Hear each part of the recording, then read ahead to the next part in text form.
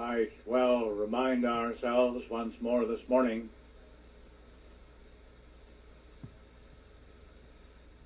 that we are not gathered here in the chapel primarily for our own benefit,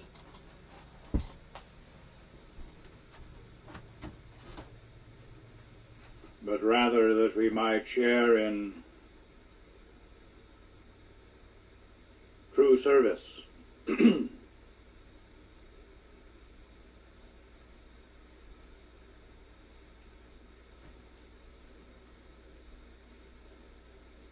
we move together in the current of the Spirit,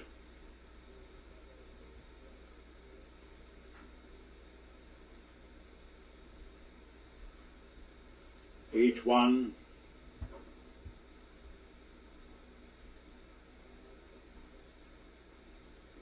may allow the unfoldment of understanding to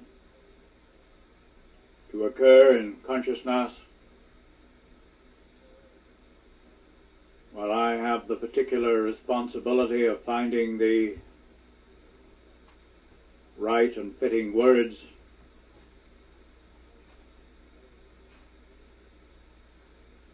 what is being conveyed by reason of the movement of the Spirit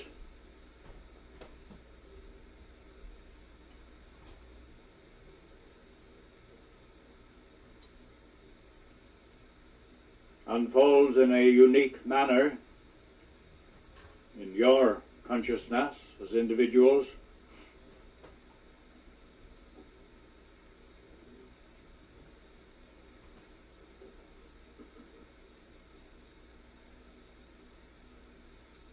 so that our understanding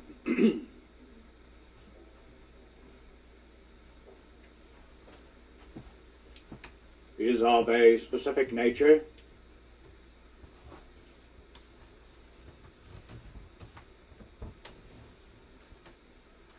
and what is consequently offered into the consciousness of mankind has been, because of our presence here, differentiated in a meaningful fashion. The word is spoken in many tongues. Consequently,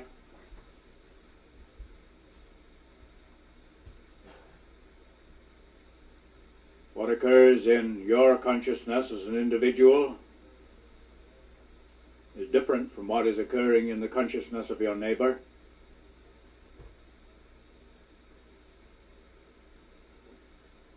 Here is a differentiation of the Spirit of God.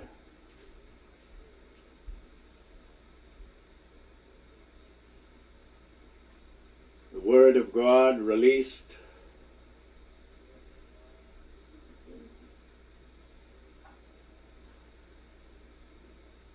as the sound of many waters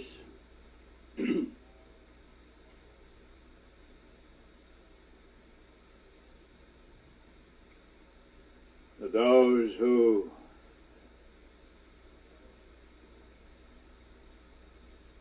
are ready to awaken may awake. Those who are moving toward the point of awakening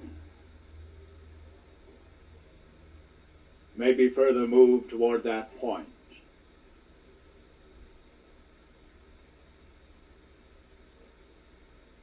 This awakening permits a new state of consciousness and understanding, unknown in the world for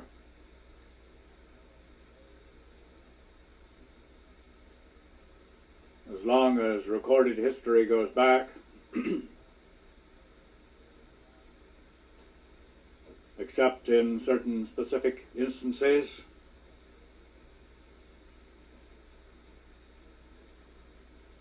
Such, for instance, as through the man called Moses, the man called Jesus.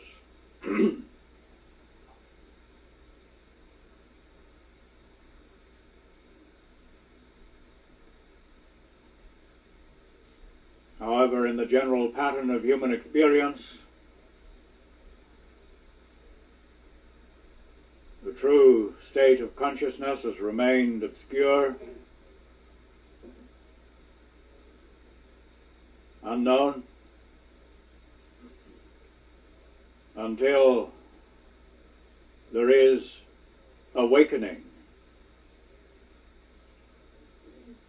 The awakening comes as there is sufficient space in the heart to accommodate the sound of many waters.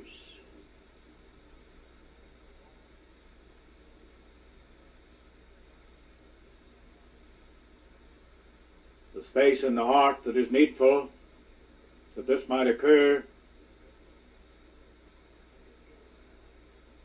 is the extent to which the heart is pure.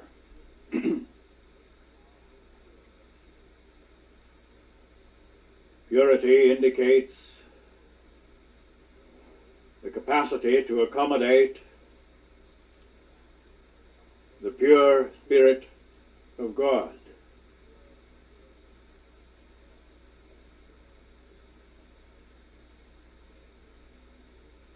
To the extent that the pure Spirit of God is so accommodated, then impurities of heart may be dissolved by the tone that is sounding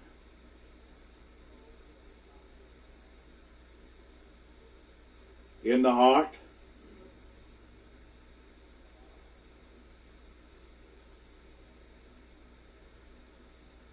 The heart is never purified by any humanly devised methods or efforts.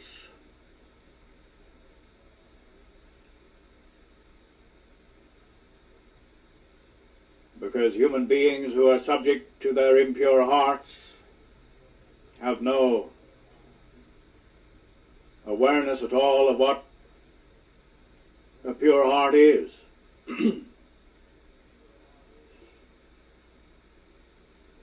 They're incapable of making their hearts pure. All such efforts are futile. It certainly isn't a matter of trying to be good, as some people suppose. What would be the pattern of goodness? Goodness according to some human doctrine, idea, code of ethics, what have you. These are all human inventions, although some of them may be based in the truth. By the time that truth has been translated in human consciousness, it has become false.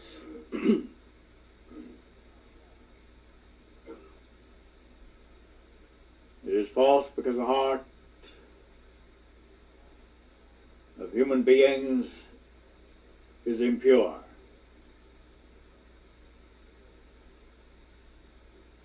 There is a passage in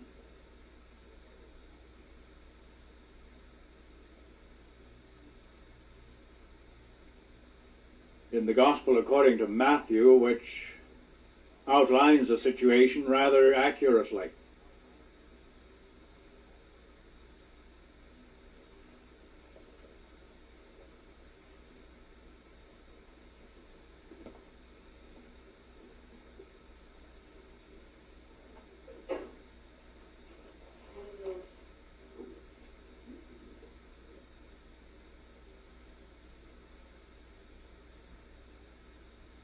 This indicates why it is that the heart is impure, and gives rather specific instruction as to what is necessary in order to let the heart be purified. Lay not up for yourselves treasures upon earth, where moth and rust doth corrupt, and where thieves break through and steal. But lay up for yourselves treasures in heaven, where neither moth nor rust doth corrupt, and where thieves do not break through nor steal. For where your treasure is, there will your heart be also.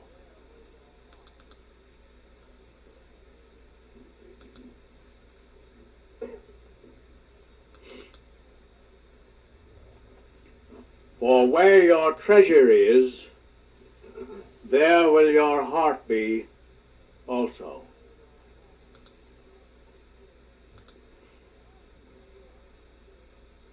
The heart is impure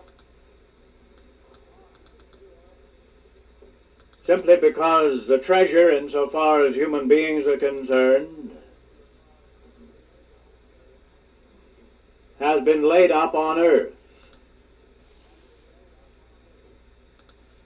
Now this doesn't merely mean that human beings are primarily concerned about amassing wealth,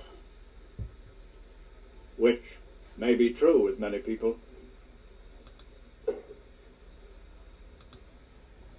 but relates to what has been true of all people.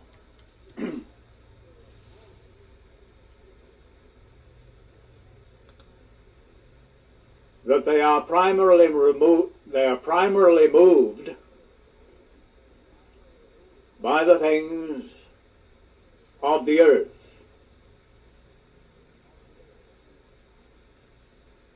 We have some recognition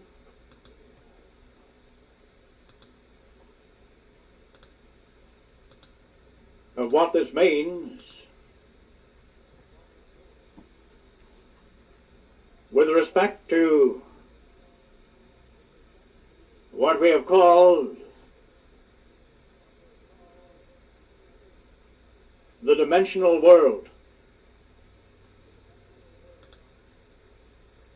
In the beginning, God created the heaven and the earth.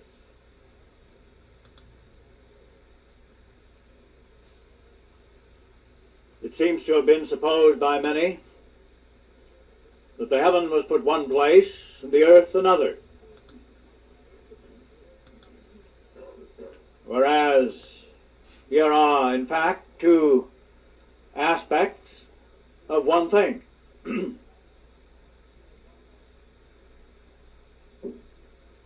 These aspects of the one thing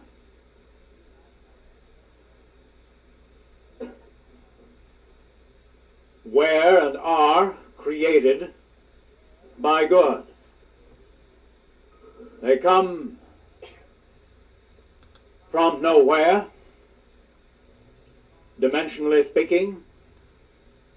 They come from a dimensionless state and emerge into a dimensional state. The dimensional state, which is now here rather than nowhere, is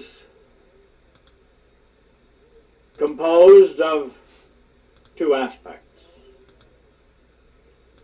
the heaven and the earth. The earth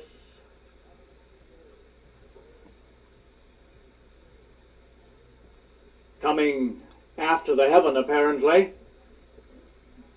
Here is the right order, anyway. For what first emerges from nowhere into the now here into the substance of consciousness is of a heavenly nature. There is a sufficiently refined substance of consciousness capable of accommodating what has been referred to as the Spirit of God.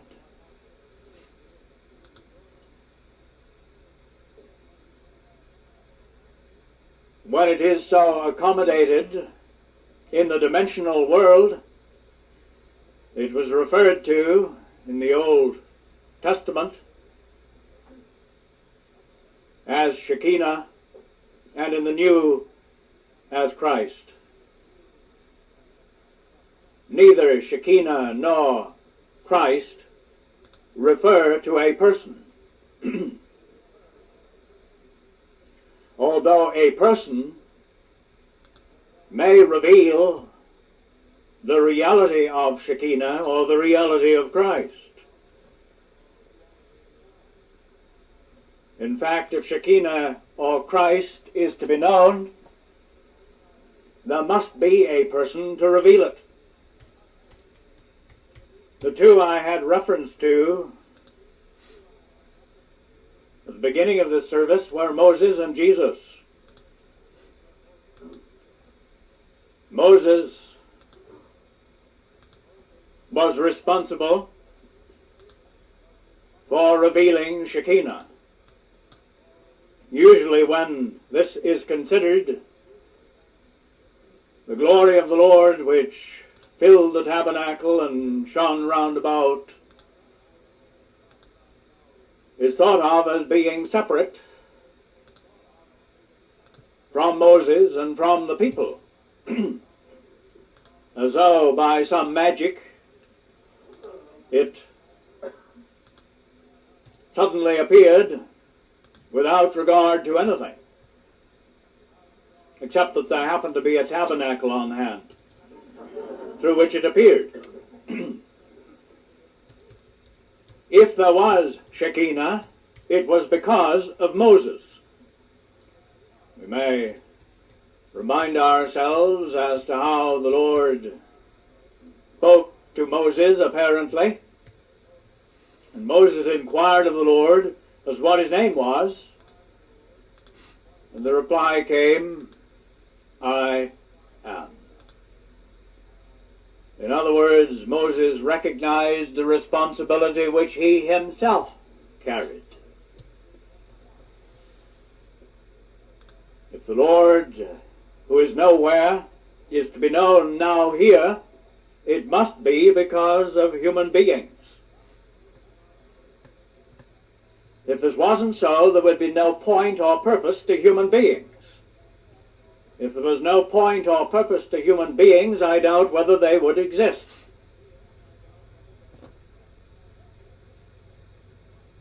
The point and purpose has been forgotten, that is true, but the potential is still present, and because of this, human beings have continued to exist. Perchance someone, somewhere, would awaken to the truth. Most have been firmly asleep, dreaming their dreams or nightmares, as the case might be. And this dream state or nightmare state is the state that human beings suppose is reality. The world as they know it. The world of slumber, or in the eyes of God, of death,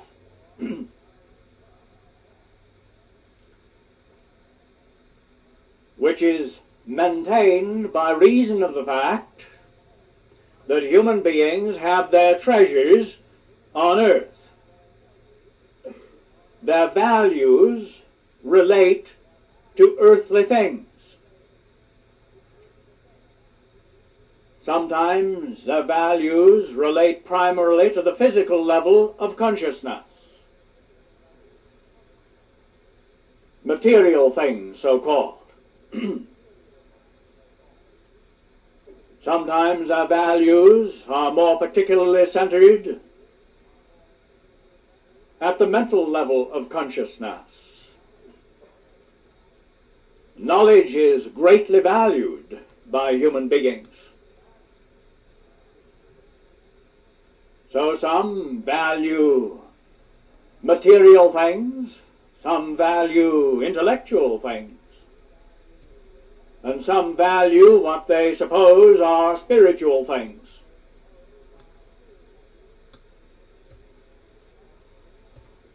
These three levels of value are all earthly values, and human beings have their treasures here, where moth and rust corrupt, and thieves break through and steal.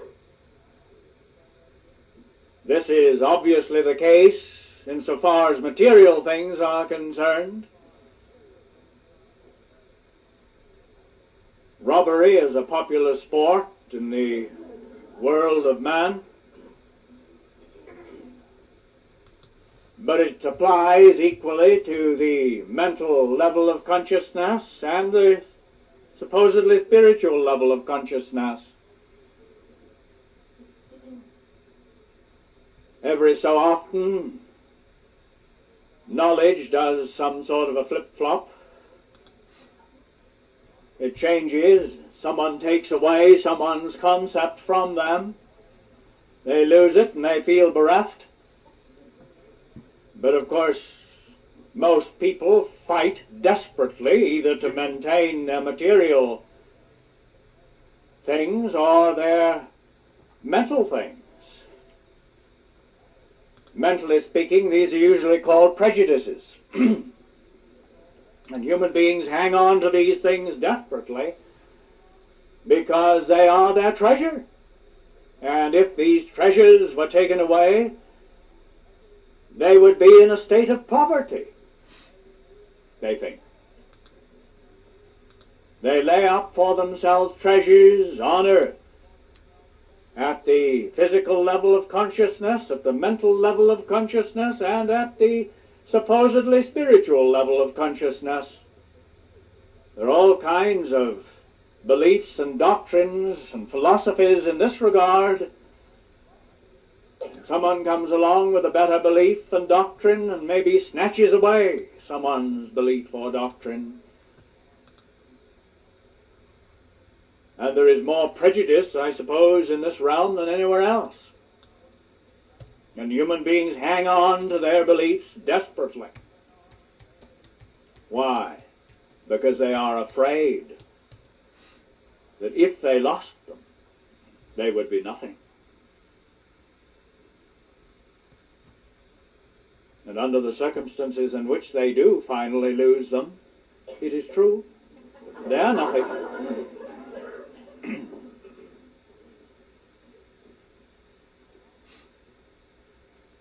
How foolish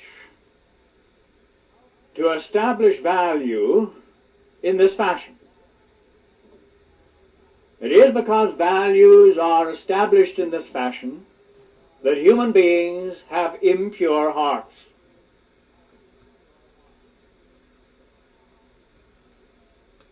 The heart is the emotional level of consciousness, the feeling level of consciousness. As we have noted before, each finer or more delicate level of consciousness permeates the coarser level of consciousness. The coarsest level of consciousness is the physical level of consciousness insofar as human beings are concerned. The mental level of consciousness permeates the physical level of consciousness, and the spiritual level of consciousness permeates both the physical and the mental levels of consciousness. But the heart level of consciousness permeates all three. Now, if the heart is pure, The heavenly levels of consciousness permeate without interruption, without distortion, the earthly levels of consciousness, and heaven and earth are found to be one in consequence.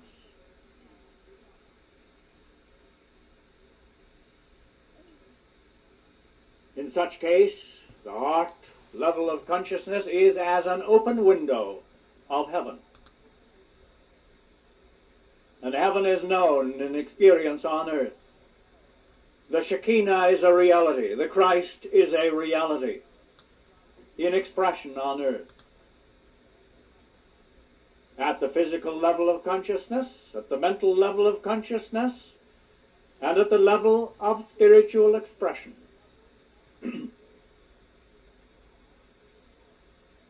If the heart is impure, however,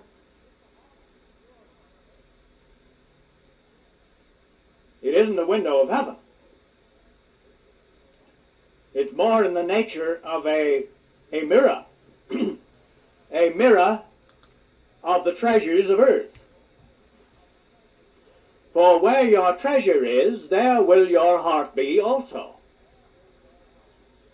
And whatever the values are in the human attitude, they will be reflected in his heart, in his feelings, in his emotions. And so, in the present human state, the earthly values bounce back out of the heart into the earth again. And there is what, well, may be described as a vicious circle. Human beings have their values in the earth, they amass their values, and the values are reflected in their hearts. And so their whole outlook is influenced and colored and distorted by these earthly values. Earthly values which are bereft of heavenly values, because the heart is a veil between what should be a holy place on earth and the Holy of Holies in heaven. The Holy of Holies relates to the refined aspects of consciousness present in man, which are capable of accommodating and do accommodate Shekinah or Christ.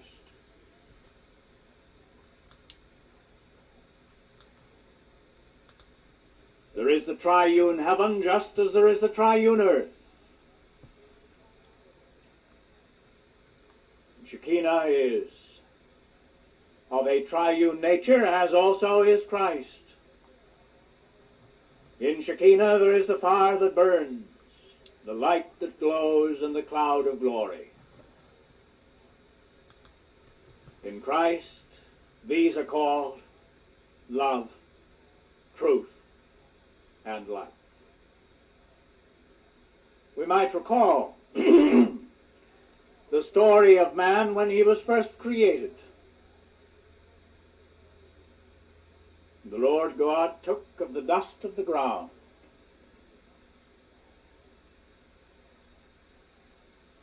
of the dust of the ground man was formed.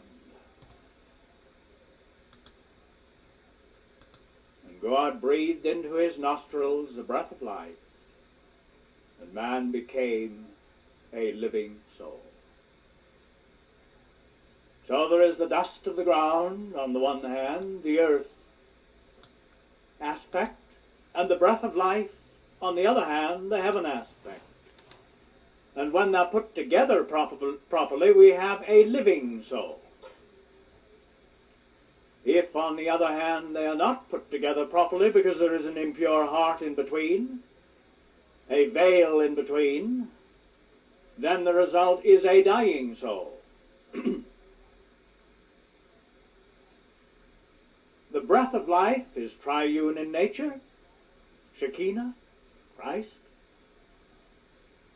The dust of the ground is triune in nature, body, mind, and spiritual expression.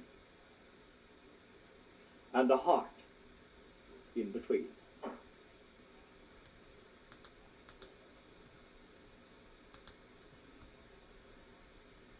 So how shall the heart be purified? Only by Shekinah, or the Christ. Only by the Spirit of God, in action, through these refined levels of consciousness in the dimensional world. But as long as a person insists that the real values are out here, the real values are of an earthly nature, the real values are the things of the material world, or the real values are the things of the mental world, or the real values are the things of the religious world, then the treasures are laid up on earth, the heart is impure, because where the treasures are, the heart is also.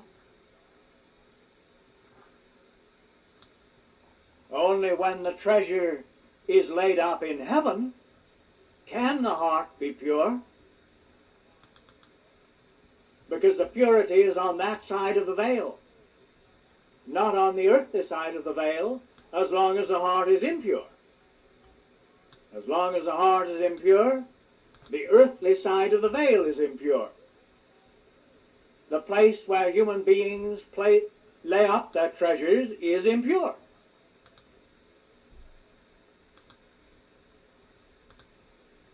That is the current state of human consciousness, an earthly consciousness.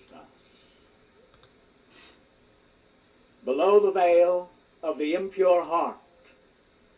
Sometimes, particularly in the Old Testament, mention was made of the hardening of the heart. Pharaoh repeatedly hardened his heart at the time that Moses was in the process of leading the children of Israel out of Egypt.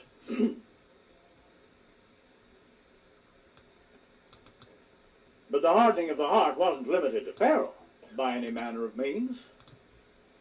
The children of Israel constantly were hardening their hearts later. The hardening of the heart occurs like the hardening of the arteries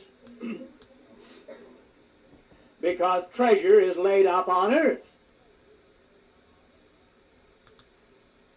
The values are placed on the wrong side of the veil. The real values are in the Holy of Holies.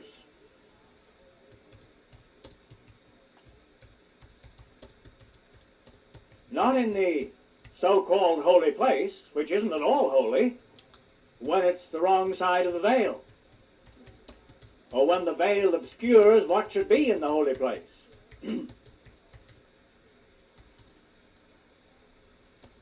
The outer court is not holy, and the encampment is not holy, as long as the veil obscures, as long as there is an impure heart. And human beings everywhere on earth have impure hearts. And that impurity is based in the fact that they lay up for themselves treasures on earth. Their values relate to the material realm, the mental realm, and what they suppose is a spiritual realm, the religious realm, in other words. Their values are in these levels of consciousness, which are all earthly levels of consciousness. Where your treasure is, there is your heart also. So the heart is impure. It can't help but be impure on that basis. And it will never change, no matter what human beings try to do about it. No matter how sincere and earnest they are in their religious beliefs, in their intellectual beliefs, in their material treasures.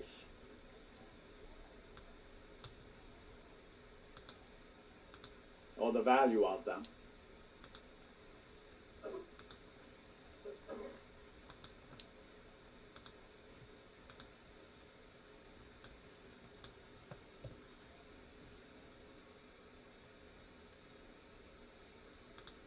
Now, in the outworking of opportunity by which human beings might be restored to the awakened state from the dead or sleeping state,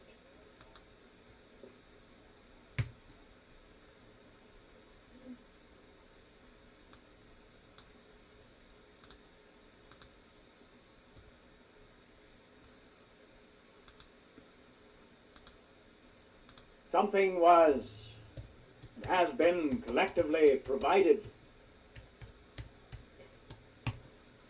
We recognize the first instance, which was initiated at the time of Abram, and came to a particular point of focus through Moses in the development of the pattern. The opportunity for the first step to be made in the cycle of awakening, in the cycle of restoration, of recreation. That first step required approach upon the first level of consciousness, the physical level of consciousness. This was most clearly demonstrated in the manner in which the pattern unfolded. A lot of people understand that physical level of approach. It seems to be popular even today.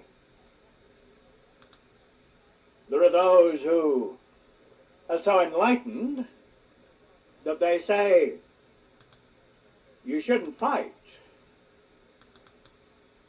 to achieve the things which are supposed to be good by physical means.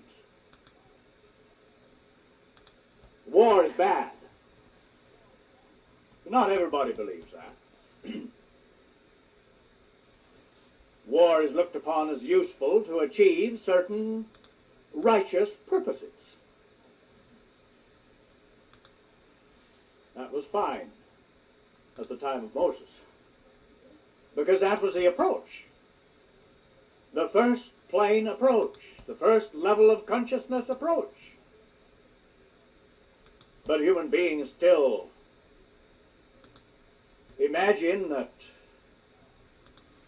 if you want to set something to right, you knock the bad guy down.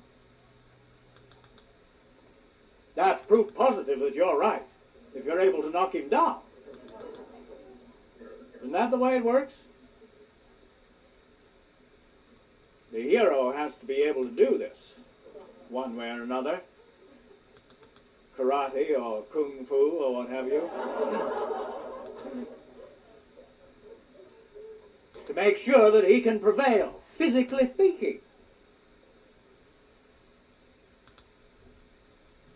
So a lot of people understand that, although it's useless. It's a useless approach now. It doesn't achieve it. But others who are more enlightened, of course, say, well, better to discuss these things.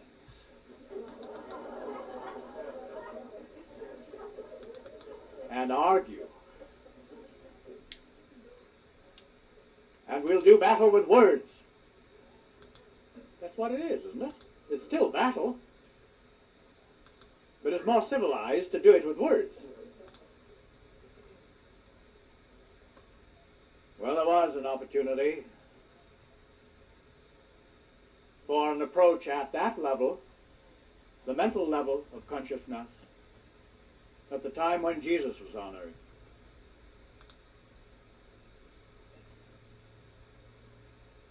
The physical approach could have worked under the hand of Moses, but by the time of Solomon it was all dissipated. It was all lost. The mental approach could have worked under the hand of Jesus, but that was lost in very short order.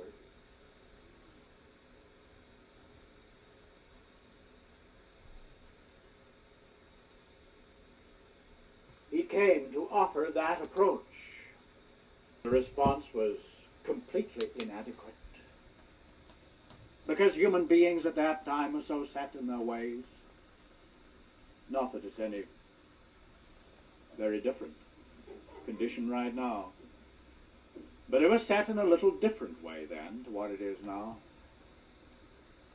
because the previous cycle had been dissipated. It all had to be refocalized again. And so the approach that Jesus made emerged out of what had gone before. It emerged out of the remains of what had gone before. The Jewish pattern at that time. And Jesus used the Scriptures to permit that refocalization, but it was a new approach.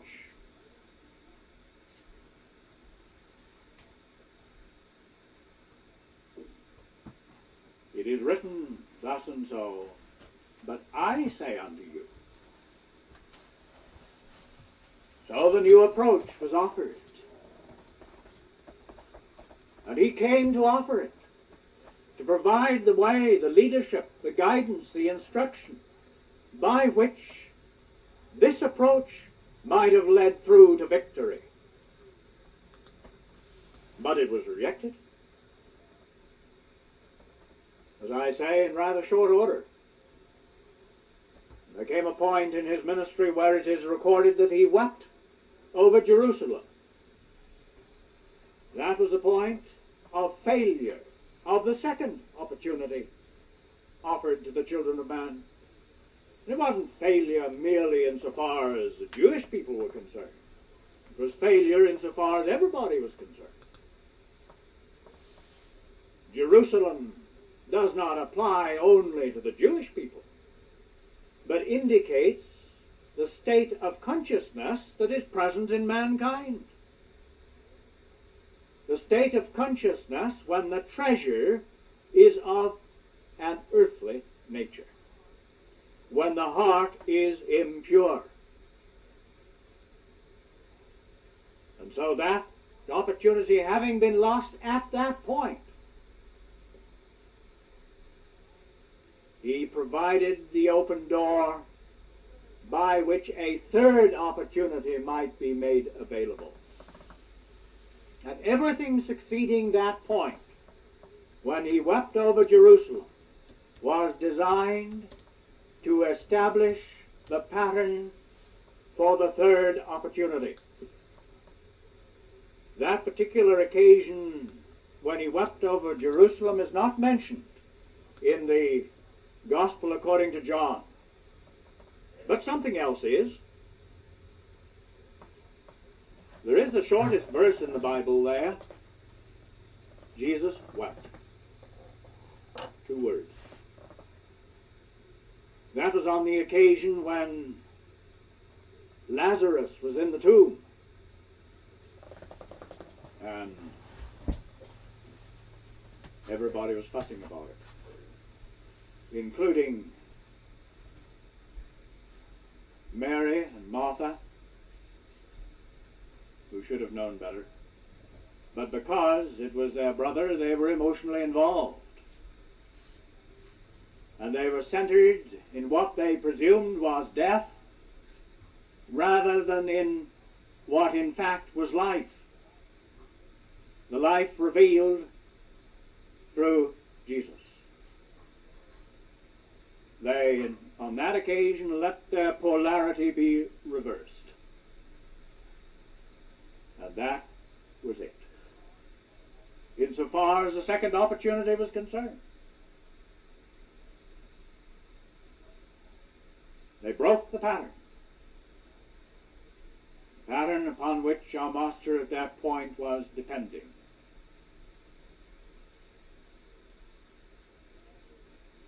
So there is the occasion of the conclusion of the second opportunity as recorded in the Gospel according to John. But it's exactly the same thing. They would not. So, in relationship to himself, he initiated the third opportunity.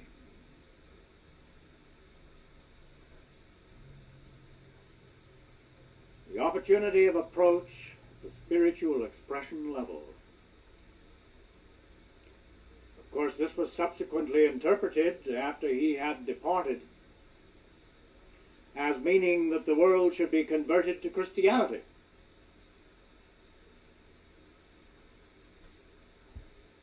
But Christianity is not the third opportunity. Christianity is the evidence of the failure of the second opportunity, just as Judaism is the evidence of the failure of the first opportunity. However, out of the failure of the second opportunity, Christianity, could emerge the third opportunity at the level of the spiritual expression plane approach. And so we share this now. A new approach at a new level.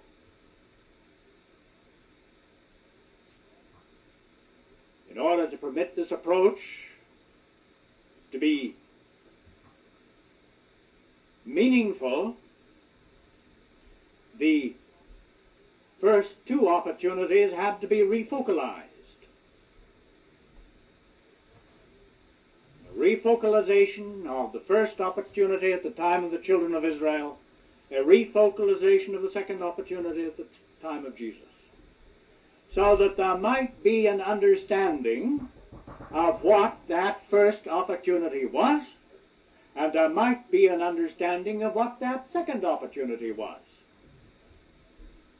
This has been made apparent, hasn't it? This is the refocalization. Not of the failure, but of the victory which was inherent in those opportunities. It has been refocalized in your consciousness, so that you needn't fuss about the failure,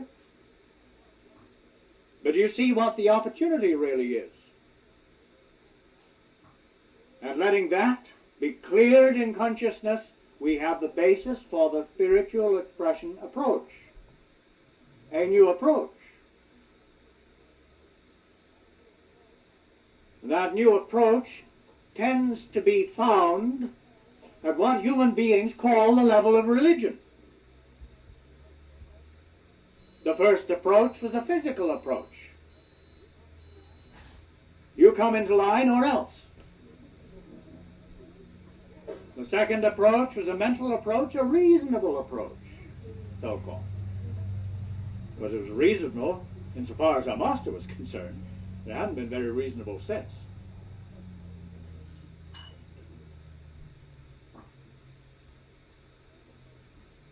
And the third approach, the approach at the spiritual expression level of consciousness, which to human beings has been thought of as a religious approach. So that if approach is made at that level, everybody is inclined to interpret it as a religious approach. That's right too, isn't it? You have found that to be so. It isn't a religious approach, at least not the way human beings understand that word. It is a spiritual expression plane approach, which they don't understand at all. But human beings have the habit of trying to make something out of whatever it is. So they compare it with this and they compare it with that. But it is, in fact, incomparable. It is something new. A new level of approach. And it isn't the physical approach, it isn't the mental approach, and it isn't the religious approach. Although it may appear to people to be any of these three things. There are those who like to have what they call an ontological approach. This presumably relates to the mental aspect more particularly. And others, of course, are all hung up on organic foods and such things, which seem to be required physically speaking, and maybe a little yoga thrown in and what have you.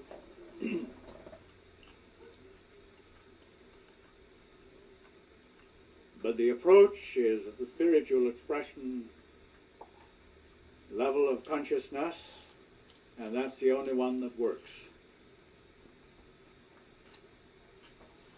But just as it was at the time of Moses with the physical approach, just as it was at the time of Jesus with the mental approach, so is it now at the time of the spiritual expression plane approach.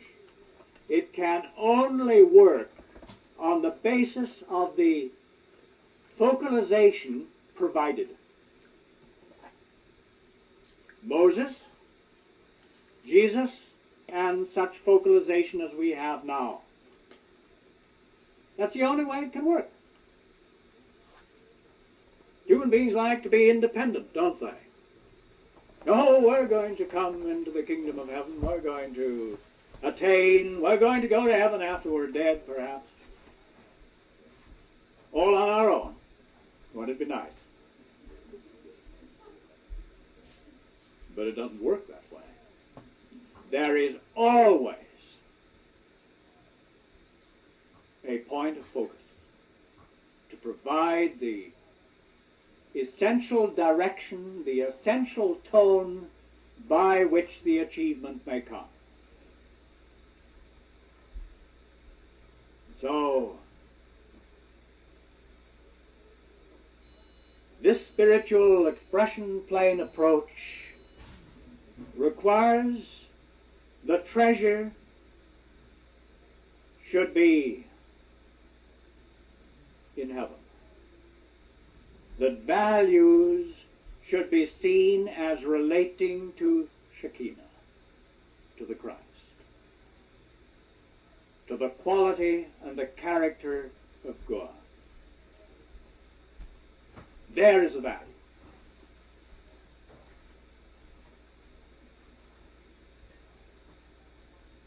Not in the flesh pots of Egypt,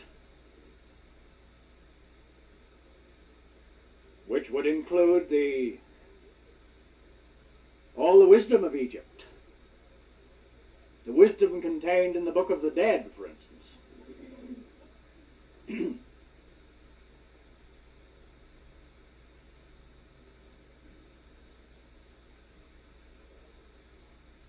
And the treasure is not in the creeds, the doctrines, the beliefs of worldly religions.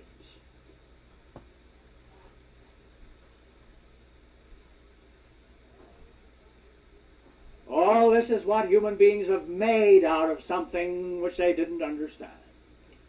And they didn't understand it because their hearts were impure. Only when treasure is again put in heaven, so the value is there, can the heart begin to be purified, because then the tone begins to sound. The tone out of heaven begins to sound in the heart. And it is that that dissolves the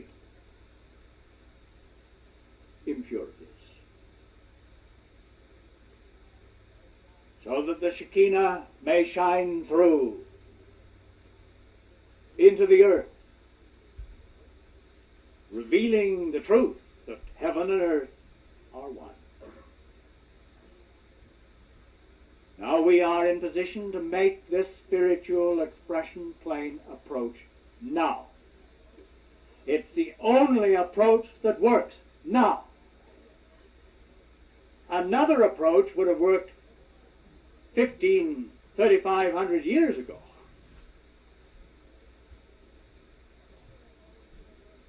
Another approach would have worked 1,900 years ago. But neither of those approaches will work now. What works now is this approach. Now, human beings have been very good at seeing value in relationship to the past. They have all their traditions because of this. They see the value as it relates to the past.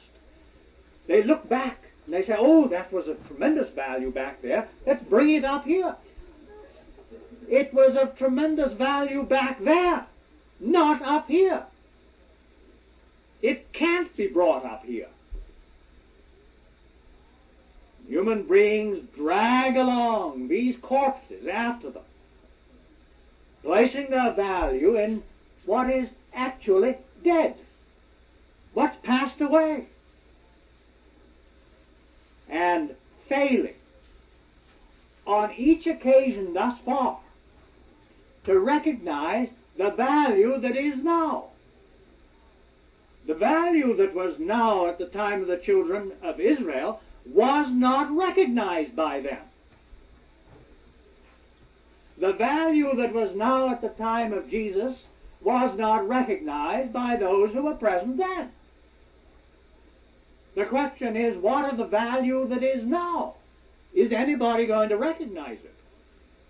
Well, we praise the Lord that there are some who are beginning to sense the tone and to awaken to the fact that there is the value, the treasure in heaven right now. It isn't a second-hand treasure. It's brand new of the moment. In the acceptance of this treasure now, the purification of the heart can occur, so that because the heart becomes pure,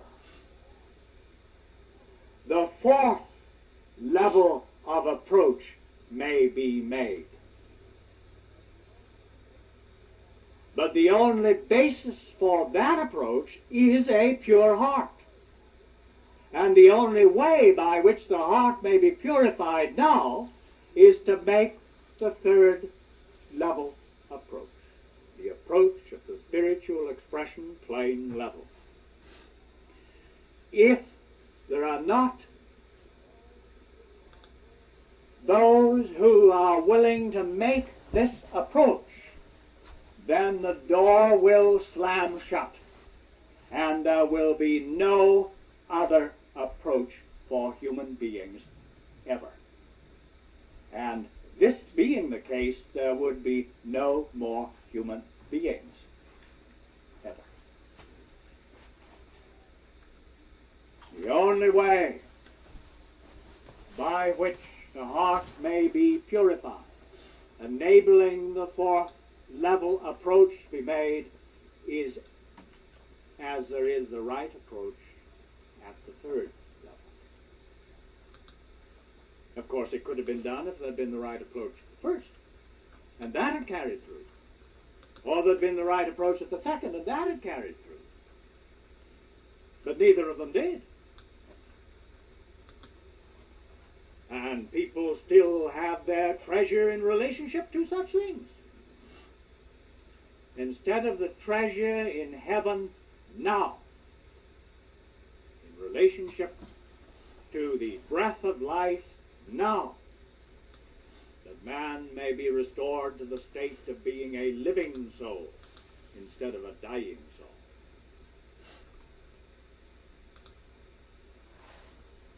So, the third level approach is the last call, the last opportunity.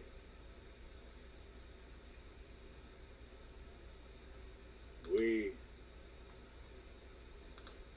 and all who will let it be so, are here to make that approach, that the heart may be purified. Blessed are the pure in heart, for they shall see God.